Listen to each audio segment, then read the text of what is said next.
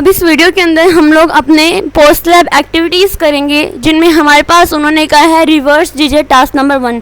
अब आप लोगों को मैं ये बता दूं कि हमारे पास ये जो रिवर्स डिजिट्स वाला है ना, ये बहुत ज़्यादा इम्पोर्टेंट है। ठीक है, आप इस पर इम्पोर्टेंट का स्टार लगाकर आप इसको कर सकते हैं। Write a function that takes an integer value and return the number with it digit reversed. सबसे पहले एक फंक्शन लेना है रिवर्स डिजिट्स के नाम से, और आप लोगों ने उसके अंदर जो है ना वो इंटीजर वैल्यूज़ को यानी एज अ पैरामीटर लेना है। टेक्स एन इंटीजर वैल्यू का मतलब होता है कि आपने कोई भी इंट नाम का एक पैरामीटर ले लेना है, return the number with its digit reverse. अब इसके अंदर देखें क्या क्या चीज़ें इंक्लूड है, नंबर भी इंक्लूड है, डिजिट्स भी इंक्लूड है और रिवर्स भी इंक्लूड है। अब इस प्रोग्राम के अंदर फॉर एग्जांपल मैं कह लेती हूँ कि जो मैंने एज अ पैरामीटर लेना है इंटीजर वैल्यू वो मैं ले लेती हूँ n ले लेती हूँ। ठीक है, उसके बाद जो नंबर लेना है वो नंबर भी मेरे पास n है। देन मैंने डिजिट्स लेना है तो उस डिजिट को मैं d से रिप्रेजेंट कर देती हूँ और रिवर्स को मैं r से रिप्रेजेंट कर देती हूँ। जैसे 1 2 3 है तो जब आप इसको रिटर्न करेंगे तो मेरे पास 4 3 2 1 आता है। इसी तरह से आपके पास इनपुट गिवन है और आपके पास ये इनपुट गिवन है, आपके पास आउटपुट भी गिवन है।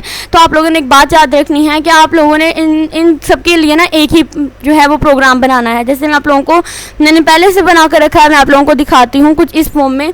सबसे पहले तो यहाँ पर मेरे पास कह रहा है कि रिवर्स डिजिट्स के नाम से आपने जो फंक्शन लेना था और उसके अंदर आपने नंबर लेना था, यानी इसको पैरामीटर पास कराना था। फिर आपने एक रिवर्स लेना था जिसको मैंने r से रिप्रेजेंट किया है और इसको मैंने अभी 0 स्टोर किया। इसका मतलब होता है कि मेरे पास इसकी मेमोरी जो है वो बन चुकी है।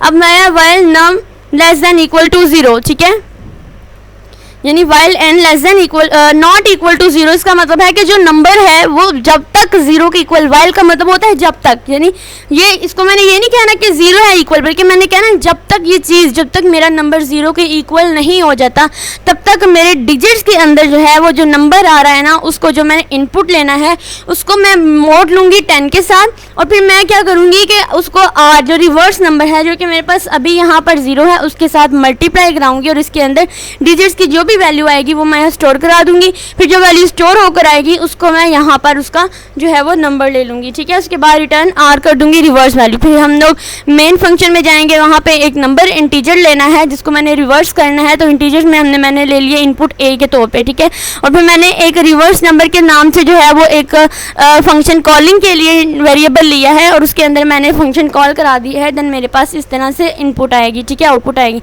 मैं आपको इसकी आउटपुट चेक कराती हूँ, देन आप लोगों को मैं इसको बताती हूँ कि बैकएंड पे ये काम कैसे कर रहा है। जैसे इसको एग्जीक्यूट करने से मेरे पास जो है वो कुछ इस तरह से है। मैंने एक इंटीजर लिया है 23 और मेरे पास रिवर्स डिजिट में मेरे पास 32 आया है। ठीक है, अब ये आया किस तरह से है मैं आप लोगों को बताती हूँ। जो नंबर मैंने लिया है वो मैंने लिया है 23। ठीक है, यहाँ पर अब ये जो n है ना ये 23 के इक्वल है। फिर मेरे पास रिवर्स जो है 0 है। सबसे पहले मैंने 23 को जब तक 0 के इक्वल नहीं हो जाता मैंने इसको रन करते रहना है। अंदर गए और d के अंदर मैंने क्या स्टोर किया, 23 मोड ऑफ 10। जब मैं 23 का 10 के साथ मोड लेती हूँ ना तो इसकी मेरे पास वैल्यू आती है 3। अब वो कैसे, देखो 23 है, जब मैं इसको 10 के साथ मोड लूँगी तो 10 2 20 होता है ना। देन मैं क्या करूँगी, ये जो रिमाइंडर बचता है मेरे पास 3, अब ये 3 मेरे पास आ चुका है। उसके बाद कह रहे हैं and r asterisk 10 plus d, तो r मेरे पास क्या था 0। अब 0 को मैं 10 के साथ मल्टीप्लाई कराऊंगी तो मेरे पास क्या वैल्यू आएगी, ऑब्वियसली मेरे पास वैल्यू आ जाएगी 0 और प्लस 3 कर दूंगी तो मेरे पास यहाँ पे 3 आ जाएगा।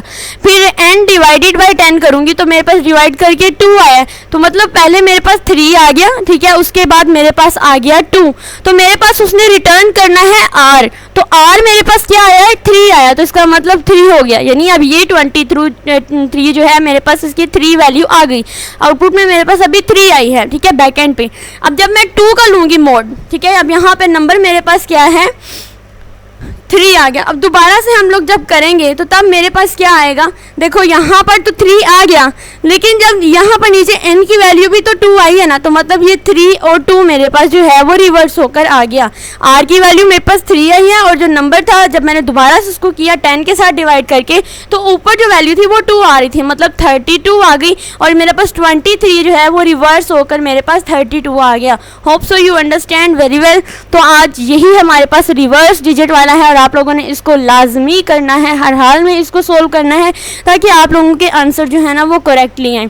उसके बाद नीचे फिलिंग द ब्लैंक्स है और ये इतना इंपॉर्टेंट नहीं है। उसके बाद उन्होंने कहा हुआ है सिंपल इनपुट ली हुई है हाँ, बल्कि ये इंपॉर्टेंट है, ठीक है। इंपॉर्टेंट किस लिहाज से है, मुझे लगा कि शायद ये ड्राई रन प्रोग्राम है, लेकिन ये फिलिंग दी ब्लैंक्स है। सब कुछ गिवन है हमारे पास। प्राइम नंबर का फंक्शन प्रोटोटाइप भी गिवन है, फंक्शन भी गिवन है, मेन फंक्शन भी गिवन है। आप लोगों ने जस्ट इसके अंदर ऐसी लॉजिक्स लगानी है कि मेरा 2 1 3 के अंदर अंदर जितने भी प्राइम नंबर ऐसे नंबर होते हैं जो खुद के अलावा किसी और पे डिवाइड नहीं होते, ठीक है। ऐसी लॉजिक लगानी है कि मेरे पास प्राइम नंबर आए। तो चलिए इसको हम लोग करते हैं। तो देखिए इस कोड में सबसे पहले मेरे पास फंक्शन प्रोटोटाइप गिवन है इंट और इंट। इसका मतलब भी ये भी चीज़ करेक्ट होती है। इसका मतलब क्या होता है कि मेरे पास जो भी पैरामीटर लेने हैं वो इंटीजर टाइप के हैं, ठीक है। उसके बाद हम लोग फंक्शन डेफिनेशन की तरफ अगर चलते हैं तो उसके अंदर हमारा मेन कोड है, ठीक है, फंक्शन डेफिनेशन। अब इस फंक्शन डेफिनेशन के अंदर जो पहला इंट था उसके अंदर उन्होंने फर्स्ट नंबर एंटर किया, दूसरे नंबर सेकेंड नंबर एंटर किया, क्योंकि उन्होंने कहा था कि जैसे 5 और मेरे पास 13 था तो इनके दरमियान जितने भी प्राइम नंबर्स आते हैं उन सबको लिखो, ठीक है। तो ये मेरे पास फर्स्ट नंबर हो गया और ये मेरे पास सेकंड नंबर हो गया। अब मैंने क्या किया, आई और जे ये हमारे पास जो है ये इनर और आउटर के लिए यूज़ हो रहे हैं, क्योंकि मेरे पास इनके मैंने अंदर वाली चीज़ें फाइंड आउट करनी है। तो सबसे पहले एक ले लिया है मैंने एक और इंटीजर टाइप का, जिसमें इस प्राइम के यहाँ ये नंबर प्राइम नंबर है, ठीक है। प्रिंट एफ कराना है कि प्राइम नंबर्स, ठीक है। उसके बाद हमने फॉर लूप चलानी है। फर्स्ट नंबर पहले आई आइट्रेशन स्टार्ट करनी है फर्स्ट नंबर से और कहाँ तक जाएगी, सेकेंड नंबर तक, क्योंकि इनके दरमियान वाली फाइंड करनी है और इसके अंदर इंक्रीमेंट करेंगे। उसके बाद आप लोगों ने देखना है कि आई इज इक्वल टू 1 और 0 वाली ऐसी स्टेटमेंट, क्योंकि 1 जो है वो तो हर एक पे डिवाइड होता है और 0 भी हो जाता है। तो हम क्या करेंगे, 1 और 0 जो है ये हमारे प्राइम नंबर तो बिल्कुल भी नहीं है, तो इनको हम लोग कंटिन्यू कर दें। कंटिन्यू का मतलब होता है इन दोनों को स्किप करके बाकी जो भी नंबर्स आएंगे वो हमारे जो हैं वो प्राइम नंबर में आ जाएंगे। अब प्राइम नंबर्स के लिए हमारे पास ये सबसे पहले तो लेट करें प्राइम नंबर 1 है, ठीक है। फिर फॉर करना j is equal to 2, j less than equal to 1। अब ये मेरे पास एक लूप यूज हो गई। उसके बाद मेरे पास दूसरी लूप है और यही लूप मेरे पास इनर लूप है, ठीक है। J is equal to 2, j less than equal to I divided by 2 and j plus plus. जो भी मेरे पास आइट्रेशन का नंबर आएगा उसको मैं 2 के साथ डिवाइड कर दूंगी, ठीक है, लेकिन जे मैंने हमेशा 2 से स्टार्ट करनी है। इफ़ अगर मेरा आई मॉड ऑफ जे 0 के इक्वल हो जाता है तो प्राइम नंबर 0 के इक्वल हो जाता है, मतलब ये चीज़ मेरे पास ब्रेक हो जाती है। इसके आगे मैंने जाना ही नहीं, मेरी लूप ही ख़त्म हो जाएगी, ठीक है। और अगर प्राइम नंबर 1 आ जाता है तो मतलब मेरे पास आइट्रेशन चलेगी, ठीक है, और प्रिंट एफ एन। और इसी तरह से आप लोगों ने फर्स्ट नंबर और सेकेंड नंबर लेकर मेन फंक्शन के अंदर जाना है, इन दोनों को इनपुट कराना है। इनपुट कराने के बाद आप लोगों ने इन दोनों की जो है ना वो इन दोनों की फंक्शन कॉलिंग करा लेनी है, ठीक है। अब मैं आप लोगों को इसको एग्जीक्यूट करके दिखाती हूँ। तो सबसे पहले तो हम लोगों ने इनपुट कौन सी लेनी है, यहाँ से देखने जैसे 2 और 13 है, तो इनकी आउटपुट हम लोगों ने कैसे लेनी है, एग्जीक्यूट कर लेते हैं हम लोग। इसके एग्जीक्यूट होने का यानी एग्जीक्यूशन टाइम का वेट कर लेते हैं। अभी ये कंपाइल हो रहा है। देखिए यहाँ पर अभी आएगा enter the 2 number, first number and second number को हमने इनपुट कराना है। जैसे मेरे पास पहला नंबर क्या है 2, ठीक है, यहाँ पर मैं लिख लेती हूँ 2 और दूसरा क्या आएगा 13। मैं इसको एंटर प्रेस करती हूँ तो इसके दरमियान के जितने भी उसने प्राइम नंबर दिए हैं ना मुझे, 2 भी खुद पे डिवाइड होता है, 3 भी खुद पे होता है, 5 भी, 7 भी, 11 भी और 13 भी। तो 2 से 13 तक के ये मेरे पास प्राइम नंबर हैं। Hope so you will be understand very well. अगर कोड चाहिए तो आप यहाँ से स्क्रीनशॉट लेकर उसको सेव करके उसको याद भी कर सकते हैं और आप इसको प्रैक्टिस करके भी लाजमी देखें। तो यहीं पर होता है हमारे मैनुअल का एंड। होप सो आपको लेक्चर अच्छा लगा होगा। वीडियो अच्छी लगी हो तो लाइक करें, मेरे चैनल को ज़रूर सब्सक्राइब करें और ज़्यादा से ज़्यादा शेयर करें ताकि आपके फेलोज भी इससे ज़्यादा से ज़्यादा इस्तेफादा ले सके। Thank you.